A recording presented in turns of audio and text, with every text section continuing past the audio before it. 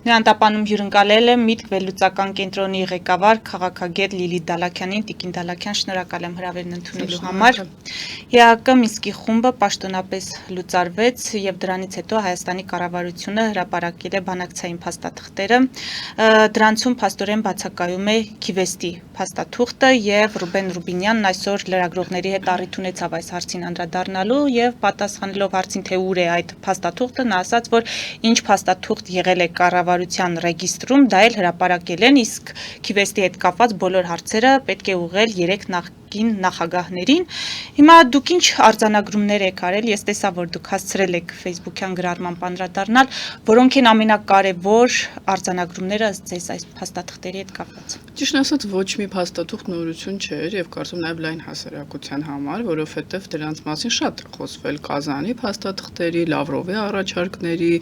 Եվրախորհրդի ղեկավարի հայտարարությունը, ԵԱՀԿ ներողություն, խորհրդանական վիայժողի ղեկավարի հայտարարությունը, գուցե միայն Սերժ Սարգսյանի նամակն էր այստեղ ինձ համար նորություն, այո, Վլադիմիր Պուտինին, դրա մասին հիմա առանձին կխոսենք, ինչ վերաբերում է Քիվեստին, նախ Քիվեստը գաղտնիք չի այնտեղ ինչ է բանակցվել, Ռոբերտ Քոչարյանը դրա մասին խոսել է, որ էստակադան, հիշում եք, մեղրիով ճանապարհ են տալիս, դա լինում է միջանցքային ըստ էության տրամաբանություն, ազատ տեղաշարժ, ինչ էր նշանակում ազատ տեղաշարժ, այսօրվա կարծես ուրեմն թրիփի նման է, ոչ թե միջանցքային, այլ ազատ տեղաշարժը Ռոբերտ Քոչարյանը ավելի ինքը մանրամասն կբացատրի, դա ինչ է նշանակում, եւ Քիվեստից հետո մենք ունեցել ենք բազմաթիվ այլ առաջարկներ, այսինքն խոսքը տարբեր առաջարկների մասին է, խոսքը նրա մասին չէ, որ Քիվեստը ընդունվել էր եւ դրա հիման վրա ինչ որ քայլեր պիտի կատարվեն, Ալիևը դա մերժեց, ինչու մերժեց, կարծում եմ Ռոբերտ Քոչարյանը պիտի բացատրի, որ ճնշումներ եղան Ալիևի վրա, բարձր որ դա Վաշինգտոնից չէր, Ամերիկայից չէր, եւ նա նաեւ խոսվում էր, որ Ադրբեջանի ներսում էլ կան ճնշումների նկատմամբ, որ չհամաձայնվի այդ տարբերակին, կլանների, նաեւ ուրեմն Մեհրիբան Ալիևայի այսպես կոչված կլանի Նախիջևանի հետ կապված, այսինքն պետք է այսպես ասենք, եղել են առաջարկներ, տարբեր առաջարկներ, որևէ մեկը Ադրբեջանի կողմից չի ընդունվել, կանգնել ասել, որ սա շատ լավ առաջարկ էր, սա ամենալավ առաջարկ էր, կարևորը որ երկու կողմն էլ ընդունեին։ Հիմա Ուկրաինայի պատերազմում էլ լինում են առաջարկները, ավարտվում են, հետո նոր առաջարկներ են լինում։ Ես նկատեցի, որ մինչև 2011 թվականը հանրաքվեի վերաբերյալ կային հստակ կարևոր միջափանիշ կար, որ 1988 թվականի դրությամբ այնտեղ բնակվող բոլոր բնակիչները անկախ ազգությունից իրավունք ունեն մասնակցել հանրաքվեի եւ դա պարտադիր էր 2015, 16, 19 թվականների առաջարկներում այդ կետը չկար, թե ով իրավունք ունի մասնակցել հանրաքվեի, իսկ մենք գիտենք, որ Ալիևը շահարկում էր դա ասելով, որ բոլորը կվերադառնան, նրանց զավակներին էլ պիտի հաշվենք, դե այնտեղ այն ապրելու, այնտեղ էին ծնվելու, դա սպեկուլյացիաների առիթ էր արդեն տալու, ինչը Սերժ Սարգսյանը փաստորեն իր նամակում Վլադիմիր Պուտինին նշել էր այդ կետը։ Հաջորդը կամարտահայտության վերաբերյալ երկու կողմը պիտի համաձայն լինեին։ Ադրբեջանը նույն ըստ Սերժ Սարգսյանի նամակի փաստորեն չի համաձայնվել դրան, կամ նշել է, որ մի օր կհամաձայնվեմ։ Այսինքն Արցախի հարցը չէր լուծվելու փուլային կամ փաթեթային տարբերակով տարածքներ հանձնելով, միջանկյալ ինչ որ կարգավիճակ էին տալու Արցախին եւ այդ հարցը թողելու էին ապագային։ Ապագայում ինչ կլիներ, որևէ մեկը չի կարող ասել։ Մեկը կարող ասել, որ դրական կլիներ ինքնորոշում, մյուսը որ պատերազմ էր էլի տեղի ունենալու, բայց այն որ որևէ փաստաթուղթ կրկնեմ չի ստացել Ադրբեջանի համաձայնությունը, ցույց է տալիս, որ հիմա խոսել, որ մեր ժամանակ շատ լավ փաստաթուղթ կար, դուք բերեցիք պատերազմ, ես սա օբյեկտիվ չեմ համարում։ Ադրբեջանը առաջարկները չէր ընդունում, որովհետև ինտենսիվորեն զինվում էր, եւ դրա մասին փաստորեն Սերժ Սարգսյանի նամակի առանցքում նաեւ դա է։ Իսկ ով էր զինում, այդ նամակը ում որ գրել է Սերժ Սարգսյանը, նա այդտեղ իհարկե չի ցանկացել Վլադիմիր Պուտինին ինչ-որ մեղադրանք հղել, չնայած հիշում եք, ասաց, որ Հայաստանի ժողովուրդը չի հասկանա դա իր հայտարարությունից մեկում, ոչ թե նամակում, բայց պաշտպանության նախկին նախարարի համար էր դա նորմալ, համարվում էր բիզնես, այսինքն Սերժ Սարգսյանը երբ նշում է, որ տարածաշրջանում փոխվում է ուրեմն ռազմական բալանսը, ում նկատի ունի, Ռուսաստանը առաջիններից էր դեռ այն ժամանակ, այդքան Իսրայելը կամ Թուրքիան մեծ ծավալներով չէին զինում Հայաստանում Ադրբեջանին, որը խախտեց ռազմական բալանսը։ Եթե Սերժ Սարգսյանը օբյեկտիվ անձնավորություն է, նա կարող էր դա իր նամակում նշել, ոչ թե տողատակերով հասկացնել։ Այսինքն այո, պարզ է, որ Ադրբեջանը ուզում էր զինվել եւ պատերազմի ճանապարհով հետ վերցնել իր տարածքները։ Ամբողջը։ Հիմա Հայաստանի ղեկավարները դա հասկանում էին, փաստորեն Սերժ Սարգսյանը հասկանում էր, Ռոբերտ Քոչարյանն էլ էր հասկանում, որովհետեւ եթե նա ուզում էր արդեն մեղրի տարբերակը ուզեցել է բանակցել, ուրեմն այդքան էլ դրական չէ ամեն ինչ։ Այսինքն ստացվում է ոչ թե ինքնորոշման իրավունք է իրացվում միջազգային իրավունքի համատեքստում, այլ ընդհանրապես տարածքների փոխանակում է տեղի ունենում մեղրի տարբերակով։ Եթե Քոչարյանը դրան պատրաստվում էր գնալ կամ գոնե քննարկում էր դա, ուրեմն նա իր մտքում գիտակցում էր, որ Ադրբեջանը պատրաստ չի ընդունել ուղղակի Արցախի ինքնորոշման իրավունքը անկախ Հայաստանի տարածքային պահանջներից, որովհետև Հայաստանը այդտեղ կողմ չէր, չնայած Ռոբերտ Քոչարյանը Հայաստանին սարքեց, դարձրեց, ուրեմն այստեղ կողմ։ Այսինքն, եթե դու գիտես, որ դիմացինը զինվում է աննախադեպ, դու ունես դաշնակից, որը փաստացի ասում է, որ Արցախը չի լինելու անկախ։ Դա Վլադիմիր Պուտինը գոնե անդադ նշում է ու ասում է, որ բոլոր ղեկավարներին էլ դա ասել է, ինչի վրա էր հույսը դրված։ Երկու տարբերակ կար, կամ պիտի ժողովրդի հետ անկեղծ խոսվեր, ասվեր, որ միջազգային հանրությունը, ես դեռ ԱՄՆ-ի եւ Ֆրանսիայի դիրքորոշման մասին չեմ էլ խոսում, չեն ընդունում, օրինակ, որ Արցախը պիտի լինի անկախ, բայց Ադրբեջանի կազմում բարձր ինքնավարություն, ինչը Լևոն Տեր-Պետրոսյանի ըստ էության առաջարկներից մեկն էր տարբերակներից, կամ էլ պիտի դուք էլ զինվեիք, ունենայիք դաշնակիցներ, ես չեմ կարող ասել բանակցային սեղանի շուրջ, ԱՄՆ-ն, Ֆրանսիան ինչ են ասել հայկական կողմին, ՏԼԲՏ-ի հատկապես առաջարկից հետո, եւ բալանսը հավասարեցնեիք, այնպես չանեք, որ Ադրբեջանը հարցակվի, որտեղ հարձակվում է թշնամին այն ժամանակ, երբ գիտի, որ բալանսը խախտվել է։ Դուք ոչինչ չեք արել։ Ունեցել եք մեկ դաշնակից, կախված եք եղել մեկից, որը ձեզ ասել է, որ ձեզ չի օգնելու Արցախի հարցում։ Նույնիսկ պատերազմի ժամանակ Վլադիմիր Պուտինն ասաց, որ այն զենքերը, որոնք վաճառվել են Հայաստանին, Իսկանդերը եւ այլն, չեն կարող օգտագործվել Արցախում։ Այդ ամենը իմանալով դուք որևէ քայլ չեք կատարել, փաստորեն ուղղակի ժամանակ եք շահել իշխանության մնալու նպատակով։ Եվ նույն տրամաբանությամբ շարունակեց առաջնորդվել Նիկոլ Փաշինյանը, երբ ծանոթացավ ենթադրենք այս փաստաթղթային փաթեթին։ Հիմա Նիկոլ Փաշինյանը ուներ մի կարևոր առավելություն, նա ընտրված էր։ Եթե Ռոբերտ Քոչարյանը, Սերժ Սարգսյանը, նաև Լևոն Տեր-Պետրոսյանը 96 թվականի խայտարակ ընտրություններից հետո պարզ է, որ նա չէր ընտրվել, դա արդեն գաղտնիք չի, Վազգեն Մանուկյաններ ընտրվել, նա չէր կարող որևէ այսպես լուծման գնալ, որը հայ ժողովուրդը չի ընդունի, քանի որ ինքը ընտրված չի եւ լեգիտիմ չի, Նիկոլ Փաշինյանը ուներ դա այդ լծակը։ Եվ իդեպ ես կարծում եի 18 թվականին, որ նա դա կօգտագործի։ Բայց Նիկոլ Փաշինյանը սխալ կատարեց եւ խոստացել էր, որ առանց հայ ժողովրդին հարցնելու որևէ քայլ չի կատարել, նա չխոսեց ժողովրդի հետ։ Սկսեց խոսել իր կետից, ինչ որ բանակցությունների մասին, դա շատ սխալ էր։ Սա ցույց է տալիս, որ նրա թիմում չեն եղել դիվանագետներ, որոնք կարող են իրեն ուղղորդել, կամ ինքը պիտի դա հասկանար, որ կարող տեսնում ինքը ասում է ես եմ կառավարությունը, ուրեմն ինքը պիտի հասկանար եւ մենք չունենանք այն զոհերը։ Հիմա ժողովրդի մեծամասնությունը դա է հարցնում, ինչու էր պետք, եթե գիտեիր, որ միշտ էլ Ադրբեջանի կազմում է։ Երկրորդ ինքը ասում է ես այդ ժամանակ դեռ չէի ընդունել, որ Արցախը կարող է լինել, հիշում եք իր ելույթում ազգային ժողովում, ես պատրաստ չէի հոգեբանորեն, լիդերի խնդիրը պատրաստ լինելն է ամեն ինչի։ Այսինքն, ինչ տարբերակներ ուներ Նիկոլ Փաշինյանը, բացի Ռուսաստանից, այլ գործընկերներ կարող էր գտնել։ Օրինակ Կոսովոյի նախադեպով, երբ խոսեց Տրամպը, սկանդինավյան խաղաղապահների վերաբերյալ այդ ինչ առաջարկ է, ես դա էլ եմ սպասում, որ մենք հասկանանք, թե բացի ռուս խաղաղապահներից, որոնք պարզ է, որ ինձ համար գոնե այդ ժամանակ պարզ էր, Արցախում դառնալու են Ադրբեջանի դաշնակիցները, մենք ինչ այլ տարբերակներ ունեինք։ Եթե չունեինք, պիտի լուծում առաջադրվեր։ Նիկոլ Փաշինյանի սխալներից ամենամեծը հենց դա է։ Թեման ամփոփենք, Տիկին Դալաքյան, գրառման վերջում գրել եք Ուկրաինայի մոտալուտ կապիտուլյացիայի դարդը ամեն ամիս քաշելու փոխարեն ձեր քայլերը բացատրեք, ինչ բացատրեն, ինչ բացատրություն եք դուք կոնկրետ ակնկալում եւ արդյոք այդ բացատրությունները ինչ որ մեկին պետք են։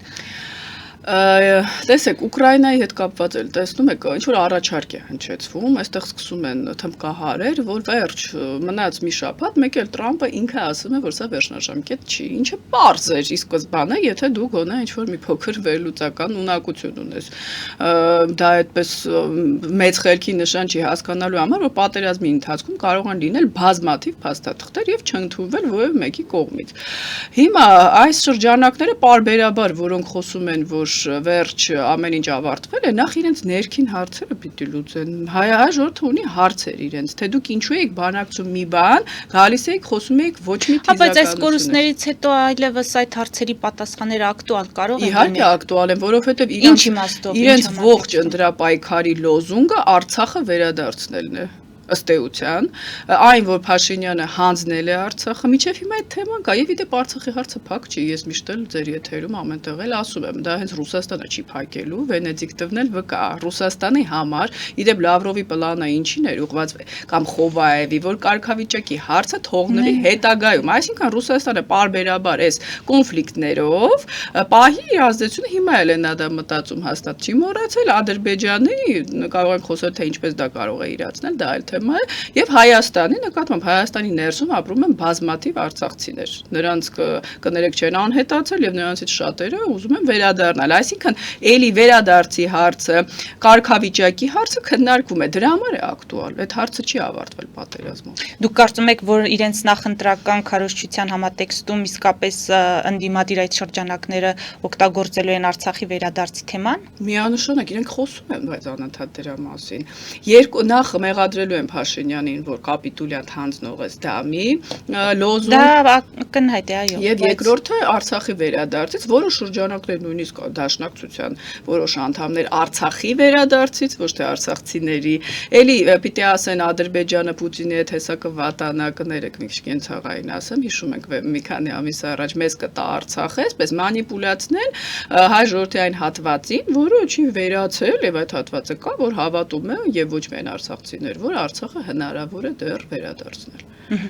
Տիկին Դալաքյան, քանի որ անդրադարձանք Ուկրաինայի հնարավոր կապիտուլյացիային, գնանք այդ ճակատ եւ տեսնենք ինչպիսի զարգացումներ են սպասվում։ Գիտեք, որ 5 ժամ բանակցություններ եղան, Կրեմլում Պուտինը ընդունեց ԱՄՆ նախագահի հատուկ ներկայացուցիչ Ուիտքովին եւ նրա փեսային, որից հետո Պուտինի օգնականը հայտարարել է, որ Ռուսաստանն ու Միացյալ Նահանգները չեն հասել փոխզիջման եւ խաղաղությունը ոչ մոտ է, ոչ էլ հեռու։ Ավելին Պուտինը ելույթ ունեցավ եւ ասաց, որ Ռուսաստանը չի պատրաստվում պատերազմել Եվրամիության հետ, բայց Եվրոպայի հետ, բայց եթե Եվրոպան պատերազմի, իրենք պատրաստ են պատերազմել Եվրոպայի հետ, պատրաստ են հենց հիմա սկսել պատերազմը եւ այդ դեպքում կարող է ստեղծվել իրավիճակ, որ էլ բանակցողներ չմնան ըստ էության։ Դե ակնհայտ էր, որ որևէ ես իմ Facebook-յան էջում գրել եմ առաջի օրվանից լուծում չի լինելու եւ ոչ կապիտուլյացիա, ոչ Թրամփի ծրագիրն է, դա Թրամփի ծրագիրը չէր, ընդհանրապես դա Ուիտկոֆի եւ ըստ ձայնագրությունների Կիրիլ Դմիտրիևի ծրագիրն է, Թրամփը չէր էլ կարդացել, Ռուբիոն հետո միջամտեց, փոխվեց ծրագիրը, պարզ է, որ տարբեր շրջանակներ կան ԱՄՆ-ում եւ սա շատ լավ է, որովհետեւ միանշանակ չի տեսակետը, որ կամ պիտի մենք հանձնենք, ավարտենք, նախ հետո հարցը թե հանձնել այդպես հեշտ չի։ Չգիտեմ ինչու հայկական շրջանակները, որոնք միշտ մեկ կետից կախված են եղել եւ որոշումները կայացվել են այդ կետում, չգիտես ինչու մտածում են, որ բոլոր երկրների որոշումները ինչ որ կետերում են։ Իրենք սուբյեկտայնությամբ օժտված չէին, բայց կան երկրներ, որ օժտված են եւ իրենց պայմանները եւ նախապայմաններն ունեն։ Ինչ վերաբերում է Ռուսաստանի նախագահի հայտարարությանը, Ռուսաստանը Ուկրաինայի վրա էլ չէր պատրաստվում հարձակվել, Վլադիմիր Պուտինը նշում էր։ Իդեպ մի քանի օր առաջ 2022 թվականի պատերազմից, որ իրենք այդպիսի բան չեն պատրաստվում անել, Բայդենի հետ խոսելուց նաև դրա մասին, այդ ստերը նույնիսկ ծիծաղելի է մեկնաբանել։ Իսկ ինչ վերաբերում է, որ Եվրոպան պատրաստվում է պատերազմել, Եվրոպայի անօթաչու թռչող սարքերը չեն հայտնվում դեռ Ռուսաստանում։ Հակառակ process-ն է, Մոլդովայում են այսօր հայտնվել, ես վստահ եմ Գագաուզիայի շրջանում ընտրություններում Ռուսաստանը փորձելու է անկայունացնել իրավիճակը, այդտեղ ավարտված չի, որտեղ Մոլդովան շատ կարևոր է Օդեսայի ուղղությամբ հատկապես Ուկրաինայի շրջափակելու համար, այսինքն պատերազմը չի կանգնելու, դա բնական է, լինելու այնքան ժամանակ, քանի դեռ Պուտինի իշխանության է, իսկ ես մոտակա ապագայում չեմ տեսնում, որ Վլադիմիր Պուտինը կզրկվի այդ իշխանությունից։ Եվ քանի դեռ կողմերը ունեն ռեսուրս այդ պատերազմը վարելու բոլոր իմաստներով։ Այո, կողմերը ունենալու են, որովհետև Եվրոպան չի կարող չզինել Ուկրաինային, դա իր անվտանգությունից է ելնում եւ իմ բարերը չի արդեն դա Եվրոպայի բոլոր առաջատար երկրների ղեկավարների, ԱՄՆ-ն չի կարող հանձնել Ուկրաինային որպես աշխարհակահական կենտրոն, նա կկորցնի Եվրոպան այդտեղ եւ կձգի իր ազդեցությունը։ Չի կարող հանձնել, ինչ է նշանակում, ասում են օգնություն կարծես թե օգնություն չկա։ պատրաստում այլևս։ Նրանք ընդհանրապես զենք են վաճառում Եվրոպային, որը գնում է, դա փոխանակում են հետախուզական տվյալը։ Եթե դա էլ չանեն, Տրամպի նկատմամբ բոլոր կասկածները, որ նա օղմնակալ է, եւ իդեպ ձեզ ասեմ, ԱՄՆ-ում շատ վատ ընդունվեց այս Ուիտկոֆի ծրագիրը, տեսանք նույնիսկ հանրապետական սենատորների հայտարարությունները, այսինքն Տրամպը դեմոկրատական երկրի ղեկավար է եւ նա չի կարող ինչ ուզել անել, թե չէ իմ կարծիքով նա վաղուց կպայմանավորվեր Վլադիմիր Պուտինի հետ։ Բացի այդ Ուկրաինայում ռազմաճակատում իրավիճակը պատային չի։ Իդեպ Պոկրովսկի գրավման մասին Ուկրաինան հերքեց, որ դա գրավել է Պուտինը հատուկ այդ դրոշը բարձրացրեց, որ դա Ուիտկոֆին ցույց տա, այսինքն գրավելու է, դա պարզ է, իրավիճակը այնտեղ բարդ է, բայց միայն այն, որ Վլադիմիր Պուտինը պարբերաբար սուտ է խոսում իր հաջողությունների մասին, ցույց է տալիս, որ Ռուսաստանը չի կարողանում որևէ ռեալ հաջողության հասնել։ 2014 թվականից սկսած Վլադիմիր Պուտինը փորձում է Դոնեցկը գրավել։ Այստեղ կան որոշ փորձագետներ, որոնք ռուսական հաղթանակի, ռուսների հաղթանակի մասն են խոսում այն դեպքում, երբ արդեն քանի տարի է, 10 տարուց ավել Ռուսաստանը չի կարողանում գրավել Դոնեցկի մարզը, այսպես կոչված Դոնբասը, եւ այս տեմպերով 2-3 տարուց է նա գրավելու, եթե այսքան զոհեր էլի շարունակի տալ, այդ ռեսուրսը անսպառ չի։ Եթե տնտեսությունը գնալով վատանա, 3 տարի իրեն պետք է Դոնեցկը գրավելու համար։ Ուկրաինան ինչի պիտի հիմա Դոնեցկը այդպես նվիրի Ռուսաստանին։ Տիկին Դալաքյան, մեր հարցազրույցի այս հատվածում գովազդային ընդմիջում հայտարարենք, որից հետո կվերադառնանք եւ կանդրադառնանք ներքաղաքական իրավիճակին, մեր եթերում գովազդ է։ Ֆելիչե ժամանակակից ատամնաբուժական կլինիկա։ Այստեղ հարմարավետությունն ու խնամքն առաջնային են։ Այստեղ կիրառվում են ատամնաբուժական ամենաժամանակակից տեխնոլոգիաներ, ճշգրիտ ախտորոշում, արդյունավետ բուժում, նուրբ փորձառություն եւ անհատական մոտեցում։ Սկսած սովորական մանրուքներից մինչև առաջադեմ ընթացակարգեր, այստեղ դուք գտնվում եք բարձր որակավորում ունեցող եւ փորձառու ատամնաբուժական մասնագետների ձեռքերում։ Մեր բարեկամական եւ հյուրընկալ անձնակազմն այստեղ է յուրաքանչյուր այցը հաճելի դարձնելու համար։ Ֆելիչե, ձեր առողջ եւ ամենաերջանիկ շպիտը սկսվում է այստեղից։ Եկեք եւ բացահայտեք նորարարության փորձագիտության եւ կարեկցանքի կատարյալ համադրությունը։ Վաճառվում է գերմանական հնաոճ դաշնամուր 1892 թվականի արտադրության ֆոն Մուրբախ, գտնվում է գերազանց վիճակում, կինը 15000 ԱՄՆ դոլար։ Հեռախոսահամար 094 115 310։ Երևան շիփինգ, սենսացիա ստեղ, հա։ Այո, ճիշտ եք եկել։ Սադրոցներ Երևան ուղարկելը $2.99 օթանավով։ Այո, Իսկ եթե դոլար ուղարկես, դոլար ստանան։ այո, Իսկ որ տանեն տուն հասցնեն, էլի մի տոկոս, հա։ 2%։ Ասա ծրի է, էլի։ Ժողովուրդ սենսացիա, ծրի է։ Նորթ Հոլիվուդ, Գլենդել։ Ջաքփաթ հագուստի խանութը երկրորդ մասնաճյուղն է բացել Գլենդելի սրտում, որտեղ կարող եք ձեռք բերել եվրոպական եւ ամերիկյան ընտիր հագուստեղեն, կոշկեղեն, աքսեսուարներ, պայուսակներ ամենահարմար արժեքներով։ Նաև կարող եք ցանկացած ապրանք պատվիրել եւ ձեռք բերել կարճ ժամանակում։ Ջաքփաթի Գլենդելի հասցեն է 1135 North Pacific Avenue, հեռախոս 818 813 2252։ Ջաքփաթ հագուստի լավագույն կենտրոնը Գլենդելում։ 60-ից ավելի ճանաչված եվրոպական բրենդների ինքնատիպ, չկրկնվող եւ մատչելի ընտրանին Fortuna Home and Country House խանութ սրահում։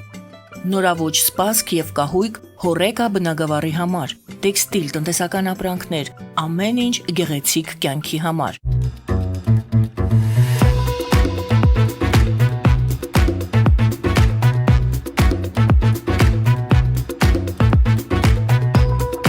Արարատ ռեստորան, ընտանեկան եւ ընկերական ժամանցի լավագույն հասցե, սիրված արտիստներ, հյուրընկալ մթնոլորտ, հարուստ ճաշացան, անմահական խորտիկներ։ Արարատ ռեստորան, հասցեն անփոփոխ, սիրով սպասում ենք ձեզ։ Լավագույն պաղպաղակ, բնական, համեղ եւ մատչելի գներով պաղպաղակը կարող եք ձեռք բերել բոլոր հայկական խանութներում։ Պահանջեք հայկական պաղպաղակ, Թամարա պաղպաղակ։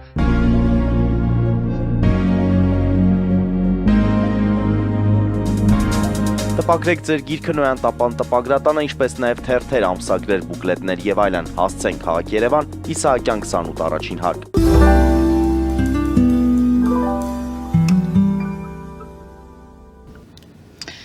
Նոյան տապանի եթերում զրուցում եմ Միտք վերլուծական կենտրոնի ղեկավար քաղաքագետ Լիլիթ Դալաքյանի հետ։ Տիկին Դալաքյան, մենք անդրադառնանք արդեն ներքաղաքական իրադարձություններին։ Ինձ հետաքրքիր է ձեր բնորոշումը կամ գնահատական, ինչպես կանվանեք հոգևորականություն, իշխանություն առճակատման այս փուլը, երբ 10 եպիսկոպոսները ըստ էության կիսեցին իշխանության, եկեղեցին բարենորոգելու, մաքրազերծելու այդ օրակարգը։ Եվ հիմա գտնվում են խիստ քննադատության թիրախում այդ հոգևորականները, Բարսաս ջան։ Դե եկեղեցին մաքրելու գործընթացը պիտի կատարվի գոնե այն մարդկանց ձեռքով, որոնք ներգրաված չեն այդպիսի խնդիրների մեջ, ինչպիսին Գարեգին II-ը կամ այն սրբազանները, ում դեմ այդ գործընթացը տեղի է ունենում։ Այսինքն երեխաներ չունեն, չեն խախտել որևէ օրենք, բիզնեսով չեն զբաղվում, ես որքանով հասկանում այդտեղ կան մարդիկ, որոնք լուրջ խնդիրներ ունեն դրա հետ կապված, այսինքն որպեսզի վստահություն լինի ժողովրդի շրջանում, որ սա մաքրման գործընթաց է, ոչ թե ավելի շատով կոմպրոմատ ունի մյուսի վրա, պետք է ընտրվեն ավելի, ինչ ասեմ, անբիծ մարդ չկա, բայց քիչ խոցելի, անսխալ մարդ չկա։ Հիմա դրա համար քննադատության են արժանանում այս մարդիկ եւ նաեւ իշխանությունները, որովհետեւ չես հասկանում պայքարը ինչի համար է։ Եվ ես վախենում եմ այսպես, որ սա կվերածվի կոմպրոմատների պայքարի, որը ամբողջ եկեղեցին եւ որպես ինստիտուտ եկեղեցին այնքան կվարկաբեկի, ամենացավալին դա է, որ փաստորեն մեծամասնությունը եպիսկոպոսների բարձր հոգևոր դասի ներառված է այսպիսի թեմաների մեջ։ Հիմա սա կավարտվի Գարեգին II-ի հրաժարականով, այսպես եթե քաղաքագիտական տերմինով ասենք, կամ եկեղեցու ընդհանրապես հեղինակության նվազման կամ ոչնչացման, ապագան ցույց կտա, բայց սա մի թեմա է, որը շատ ծանր հետևանքներ ունենալու։ Ես ճիշտ հասկացա, 10 եպիսկոպոսները խոցելի են, այսինքն վախեցան հնարավոր կոմպրոմատներից եւ դրա համար գնացին Փաշինյանի հետ հանդիպման, նաեւ ըստ էության հանդես եկան այդպիսի հայտարարությամբ։ Նախ ես ուզում եմ հասկանալ, թե քանի ամիս է այս process-ները տեղի ունենում, ինչի հենց հիմա իրենք որոշեցին խոսել։ Լավ, մարդիկ որոշել են ուղղվել։ Իրենք պիտի խոստովանեն իրենց սխալները, թե չէ Արշակ Սրբազանը կարող է ասել, ինչով եք դուք իրենից տարբերվում։ Տարբեր սկանդալների մեջ ենք, մեկը անձնական, մեկը կոռուպցիոն, մեկը երեխաների, այսինքն այս սխալ էր այս որոշումը։ Ես կարծում եմ Նիկոլ Փաշինյանը սխալ որոշման է գնացել եւ այս հարցը նա չպիտի լուծեր այս մարդկանցով։ Ես չեմ կարծում, որ հայ եկեղեցում չկան մարդիկ, որոնք վարկաբեկված չեն։ Հուսով դա այդպես չի։ Գուցե վարկաբեկված չկան հոգևորականներ, բայց նրանք ներսից նաև պատրաստ չէին սկսելու գործընթացը։ Դե որ Դա պատրաստ չի ցույց տալիս այս ընթացքը, այսինքն այսքան ժամանակ խնդիրները եղել են, դրանք իրենց ներսում արձանագրվել են, բայց դրանց մասին չի բարձրաձայնվել, առավել եւս կաթողիկոսին այդ առումով որևէ առարկություն չի ներկայացվել։ Դե դա շատ վատ է, դա արդեն եկեղեցականների խնդիրն է, այսինքն եթե դուք տեսնում եք, որ եկեղեցին օրեցօր վարկաբեկվում է, ուրեմն պետք է ձեր ձայնը բարձրացնեք, բայց եթե չեն բարձրացնում, դա չի նշանակում, որ պիտի մեխանիզմներ գտնել այն մարդկանց ճնշելու, որոնք իրենք չեն տարբերվում, մեղմացած, եթե իհարկե ճիշտ են այդ լուրերը, որոնք հրապարակվում են այս 10 եպիսկոպոսների վերաբերյալ, որոնք մեղմացած նույն ուրեմն արժեքներն են կրում։ Իդեպ նրանք շարունակում են լռել, այսինքն կրելով այդ արժեքները չեն ասում մենք սխալվել ենք, բայց մենք հիմա գոնե փորձում ենք փրկել եկեղեցին։ Գոնե սա ինչ որ մի բան ես կհասկանամ, բայց եթե ստացվում է, որ նույն մարդիկ են ուղղակի այս կողմը Փաշինյանն է պաշտպանում, մյուս կողմը Գարեգին II-ին, սա արդեն քաղաքական պայքար է դառնում, ոչ թե եկեղեցին մաքրելու։ Ձեզ զարմացրեց Արցախի թեմի առաջնորդի ներկայությունը Փաշինյանի կաբինետում։ Ճիշտն ասած ոչ, որովհետև Արցախի թեմ ես հիմա ուզում հասկանամ դա ինչ է նշանակում։ Այսինքն արցախցիները ընդունում են այդ անձնավորությունը կամ նա խոսում է Արցախում, Լեռնային Ղարաբաղում օրինակ կորթողներից, հուշարձաններից, մշակութային արժեքները ոչնչացնելուց, պետք է խոսի, ինչու չի խոսում։ Չեմ ասում Արցախը վերադարձնելուց խոսի։ Որպես եկեղեցու ղեկավար պիտի խոսի այդ խնդիրներից, նա լուռ է, պասիվ է, ինչու չի խոսում, արցախցիները պիտի արդեն այդ հարցերը ուղղեն այս անձնավորությանը, բայց ես նաև կարդացի, չգիտեմ որքան է դա ճիշտ, որ Պարքև Սրբազանն էլ նախկին առաջնորդը իբրև թե Գարեգին II-ի հետ խնդիրներ ունի եւ դեմ է։ Գիտեք, սա բամբասանքների ոլորտից է։ Ես մի կարևոր բան կասեմ, եկեղեցին դա այնպիսի ինստիտուտ է դարերով հիմնված, որ չի կարելի մեկ հարվածով այդտեղ հարցեր լուծել, մանավանդ եթե կան լուրջ խորքային խնդիրներ եւ դա դարձնել քաղաքական պայքարի միջոց ձայներ հավաքելու կամ ձայներ կորցնելու համար։ Այսինքն Փաշինյանը չպետք է ամեն դեպքում այս գործընթացը նախաձեռներ։ Այս անձանցով չպետք է նախաձեռներ, որովհետև ես չեմ տեսնում, որ ժողովրդի լայվ շրջանում խոսքը Փաշինյանին ակնհայտ աջակցող հատվածի մասին չի, որը մեծամասնություն չի դեպ, չեմ տեսնում, որ դա լայն աջակցություն ունի։ Լավ, քննչական կոմիտեն հաստատում է տեսանյութի իսկությունը Արշակ Խաչատրյանի մասնակցությամբ։ Արշակ Խաչատրյանը հերքում է, ասում է. Դա դարի հարցն է։ Ես այդպես էլ չկարողացա ներողություն, որ ընդհատում եմ, դες հասկանալ հիմա տեսագրությունը ճիշտ է թե ոչ։ Մեկ ասում է ճիշտ է, փորձակնություն եղել, մյուսն ասում է fake է, ինձ չեն ներկայացվել դրա ուրեմն արդյունքները։ Մի բան ակնհայտ է, պարզ է, որ կա խնդիրներ էս մարդկանց հետ։ Նույնիսկ եթե տեսագրությունն է սխալ, բիզնեսների մասին տարածվում է կամ երեխաներ ունենալու մասին տարածվում է։ Այսինքն այս process-ը պետք է լիներ, գիտեք, վաղ թե ուշ, եթե մի բան թաքնված է, ինչպես ասում է մեր Տեր Հիսուս Քրիստոսը, դա բերվում է լույսի տակ։ Հիմա սա ուղղակի խայտառակություն է, ինչ որ մենք տեսնում ենք, եւ ցավալիորեն ես չեմ տեսնում, որ լինի որևէ կողմ, որը իրոք հետաքրքրված է եկեղեցում այս մթնոլորտը լուծելու հետ կապված, որովհետեւ եթե մենք Գարեգին երկրորդը հեռանա մնային վերնախավը, որը ինքը Գարեգին երկրորդի հետ բիզնեսներ է արել, տարիներ շարունակ կոծկել է նրա քայլերը, նույնպիսի մեղքերի մեջ է եւ փոխվի կաթողիկոսի անունն էլ դրվի, որ մենք մաքրեցինք եկեղեցին, ես չգիտեմ դա որքանով է մաքրում եկեղեցին։ Լավ, Տիկին Դալաքյան, ամփոփենք մեր հարցազրույցը, Եվրամիությունը Հայաստանին 12 միլիոն եվրո կտրամադրի ռուսական ապատեղեկատվության դեմ պայքարի համար, ընդհանուր առմամբ նաև հիբրիդային պատերազմի համատեքստում։ Ինչպես կգնահատեք այսպիսի օգնությունը ընտրություններին ընդառաջ։